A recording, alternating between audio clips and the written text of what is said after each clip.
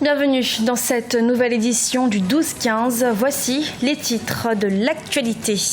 Au Sénégal, la campagne électorale pour les hauts conseillers des collectivités territoriales a débuté ce 28 août. Elle ne durera que 5 jours et le corps électoral tranchera ce dimanche 4 septembre prochain.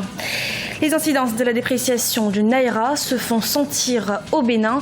Dépendant de son voisin de l'Est, le Nigeria, le Bénin subit les conséquences de sa crise économique. Et puis, en Guinée, vous le verrez, les artistes et producteurs veulent désormais redynamiser le secteur de la culture. Mais d'abord, le président béninois Patrice Talon a entamé ce lundi une visite officielle de 3 jours au Rwanda. Cette première visite du président béninois à son homologue rwandais, Paul Kagame, a pour objectif de renforcer les relations d'amitié et de coopération entre les deux pays. C'est ce dimanche 28 août qu'a débuté la campagne pour les élections des hauts conseillers des collectivités territoriales au Sénégal. Si l'électorat est restreint, la campagne risque tout de même d'être rude, surtout à Dakar où la bataille contre Khalifa Sall est lancée. El Adinjaï, notre correspondant au Sénégal. Le ministre tunisien des Transports Anis Guédira a annoncé ce lundi que la compagnie aérienne nationale Tunisair compte licencier 1000 employés, soit 12% de sa main-d'œuvre actuelle. Ces licenciements s'inscrivent dans le cadre d'un programme de réforme que la compagnie a planifié depuis des mois en accord avec les principaux syndicats et dans le but de réduire les coûts et d'améliorer la compétitivité. Toutefois, le transport aérien national paiera aux 1000 employés remerciés un dédommagement d'environ 50 millions de dollars, soit près de 45 millions d'euros. Au Bénin, depuis la dépréciation du Naira, la monnaie nigériane, les effets sont ressentis à Cotonou, la capitale.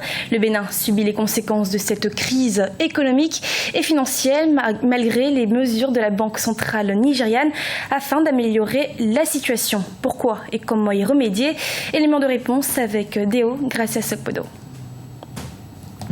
Fortement dépendant de son voisin de l'Est, le Bénin subit de plein fouet les conséquences de la crise économique au Nigeria.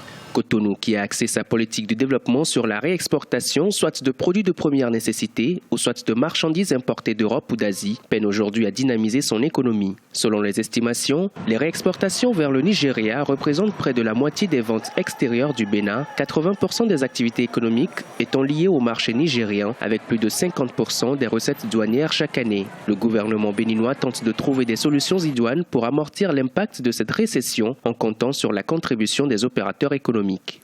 La situation actuelle nous invite à la réflexion, à la prospective, à la définition de stratégies.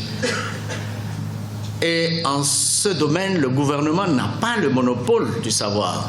Nous devons vous écouter pour trouver dans le cadre de notre dialogue le meilleur chemin à emprunter.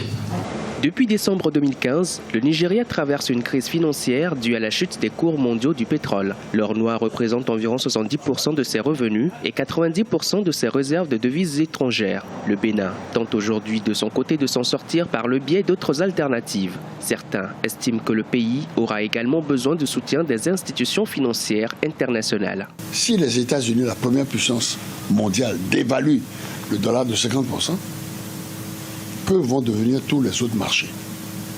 Parce que pendant la crise de 1929, qui a mis toutes les économies par terre, on a créé le Fonds monétaire précisément parce que il y avait des dévaluations compétitives.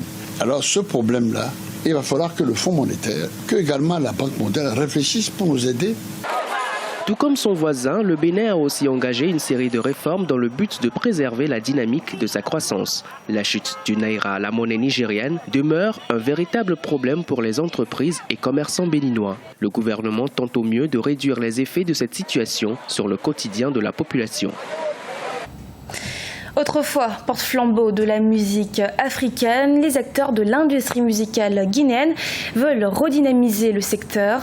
Les artistes et producteurs souhaitent désormais une plus grande implication des autorités en vue de faire émerger le secteur à l'instar des années 70 où la culture était partie prenante de la diplomatie du pays. Emmanuel Milimono, notre correspondant en Guinée. Dans les années 60, au lendemain des indépendances, la culture guinéenne était au rang des moyens d'expression de l'honneur et du désir de liberté du peuple de Guinée. Ces temps nostalgiques, autrefois animés par des groupes comme le Bembea Jazz National, les célèbres ballets africains de Guinée, la Voix d'Or, Sori-Kandia Kouyaté entre autres, ont placé la Guinée au rang des pays dont la culture faisait la fierté du continent. Malgré les mutations intervenues ces dernières années, les acteurs culturels veulent désormais plus de considération. Les radios font passer la musique en boucle, les télés font passer les trucs en boucle, les boîtes de nuit font passer les musiques en boucle.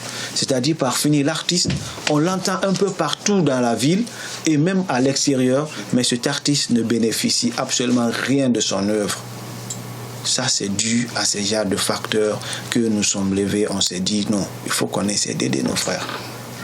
Il faut qu'on dise SOS à cette culture. La naissance des mouvements tels que SOS à la culture guinéenne est le reflet du malaise dans lequel vivent les artistes guinéens. La floraison des maisons de production a contribué à promouvoir beaucoup d'artistes dont le potentiel est reconnu, tant au plan national qu'international. Cela n'a pas garanti cependant un revenu consistant et une carrière longue et réussie à tous ces chanteurs. L'Afrique a de plus en plus de grosses vedettes actuellement sur le hit parade international, mais la Guinée en a très peu, pour ne pas dire qu'il n'y en a pas. Et c'est dû au délaissement des autorités. Les responsabilités sont partagées à tous les niveaux. Premièrement, l'État a une grande responsabilité. La plupart des artistes guinéens qui ont eu beaucoup de succès à un moment donné ont quitté le pays, ils ne sont pas revenus. Et aussi, les opérateurs culturels qui étaient restés sur place n'étaient pas des professionnels de la matière. La musique guinéenne a produit de nombreux artistes qui représentent valablement le pays sur les scènes du monde. Mais cette éclosion peut-elle égaler les temps de la musique traditionnelle porte-flambeau de la Révolution ? Même si les réalités ne sont plus les mêmes, les difficultés ont elles aussi évolué entre-temps. Les revenus des artistes, la promotion d'une carrière et la compétitivité avec les autres chanteurs du monde demeurent un défi permanent à relever par les acteurs de l'industrie culturelle. C'était le journal de la rédaction. Nous vous remercions de votre fidélité. Dans quelques instants, une nouvelle édition de l'actualité sur Africa 24.